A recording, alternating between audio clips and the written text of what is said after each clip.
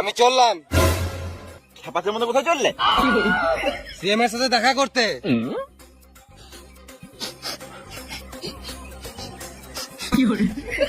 ছি ছি, গুগু গন্ধ উঠছে, হেগে গাঁট ধোবো নাই নাকি? হ্যাঁ, এটা তো আমি সেন্ড বটে। চলো না একবার হয়ে যাক। কি হয়ে যাক? তোমার সাথে কথা বলে আমার ফিলিংস চলে এলো। ওই ফ্রিজ থেকে আমি বুঝি না। চলো না প্লিজ প্লিজ চলো না।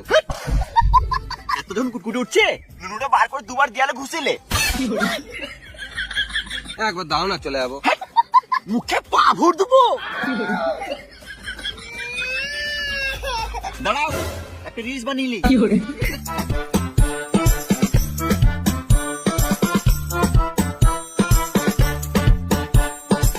বড় বড় দাড়ি রেখে পাঁঠার মতো লাগে আমার সামনে।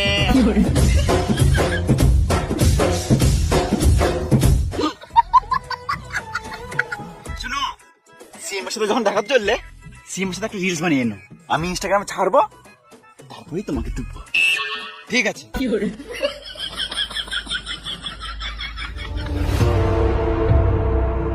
আয় পুষ্পা, কি সীতাপা, কি খবর? না মরে বেঁচে আছি, রাতে একবার মেরে নিছি। ডক্কাটা কেমন লাগছে আমাকে? কালো ঢামন লাগছে পুষ্পা ভাই। মানে তুই কি বলতে চাইছিস? না মানে কালো ডায়মন্ড লাগছে। তোর থেকেও কালো? আমার তে কালো হতে পারবে না, আমি আলাদা লেভেলেরই কালো। একে চিনতে পারছো? হ্যাঁ চিনি তো, পুষ্পার বিড়ি আমি ডেইলি খাই। আমিও মাঝে মধ্যে খাই। ওই পুষ্পা বলছিল একটা রিলস বানাবে। এটা কি করছো? আমি যাত্রার সাথে রিলস বানাই না, আমি সিএম বটি, আমার মান সম্মানের ব্যাপার আছে।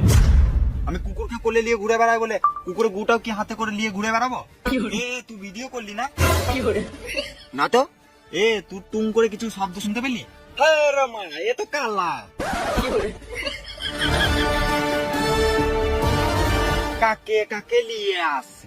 ওই পুষ্পা আমার বন্ধু হয়, কিছু মনে করো না, একটা রিলস বানাবে বলছিল। ও পুষ্পা তোমার ভিতরে গাঁটটা ফেটে গেছিল বলো? গাঁটটা ফাটে নাই, গাঁটটা একটু বড় শুকিয়ে গেছিল। পুষ্পা তুই কিছু মনে করিস না, সেম একটু খেপা চুদাই বটে। আমি আবার কি মনে করব? ঠিকই তো, সিএম এর সম্মান আছে, আমার মতন ছাপড়ি চোদার সাথে ও কেন রিলস বানাবে? একদম ঠিক। ছাপড়ির সাথে কি গান মারাতে রিলস বানাবে?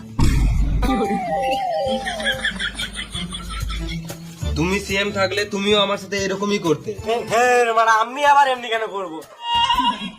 তাহলে তুমি সিএম হয়ে যাও, তোমার সাথে রিলস বানাবো। কি বলছি ভাই? তুমি যেটা শুনলে সেটাই। পুষ্পা তোর